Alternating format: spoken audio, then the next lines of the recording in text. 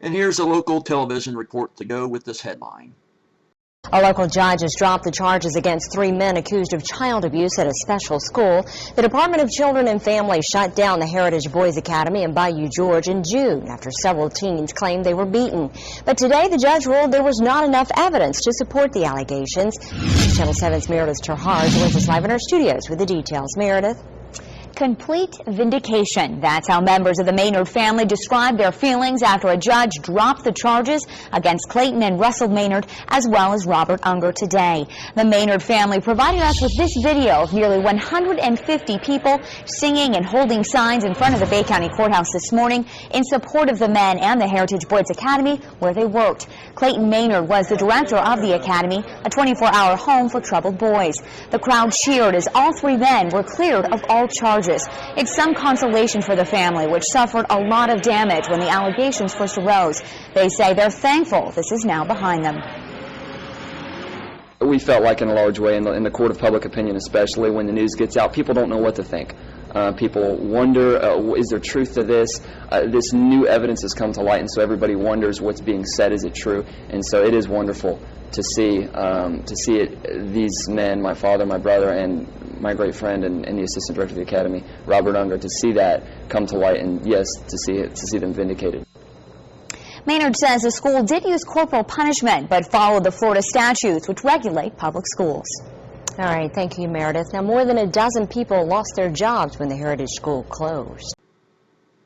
And going to the local Panama City newspaper, we find that the local judge granted a joint motion to dismiss. Now, this thing about the Maynard family appreciating an apology from the Bay County Sheriff's Office is really, really funny. And I'll tell you why. And that is because there were 4 boys fighting on a public road because one of those boys was trying to escape from that academy, and the other 3 were ordered to beat him up and bring him back. These 2 statements pretty much sum up the rest of the newspaper article. The local attorney that Russell Maynard had, Waylon Graham, looks like he has a lot of experience and is very willing to play hardball.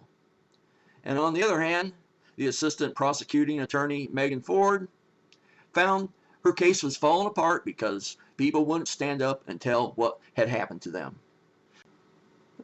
Now, I'll just offer a short perspective. Some pretty good arguments were made to me that there were no felony aggravated child abuse charges that could be held up. I don't know. I'm inclined to agree with it. And if there were misdemeanor charges that the Maynards and Unger could have been convicted of, they would have likely faced no jail time. And in that circumstance, I can imagine a boy being hung out to dry, given the independent fundamental Baptist mindset. Now, about this newscaster's little editorial dig about jobs lost, well, you know who has the blame for that? That would be the Maynards and Unger or whoever sent those 3 kids out onto a public street to beat up that 4th kid.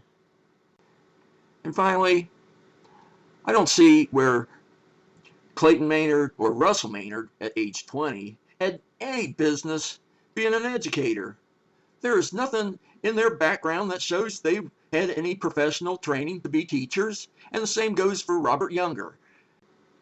But when you get men of God together, it doesn't matter if you're offering a substandard service. It doesn't matter if the people who are accusing you of crimes may have some credibility. All that matters is that you get vindicated. And the Truth Baptist Church achieved exactly that. So congratulations.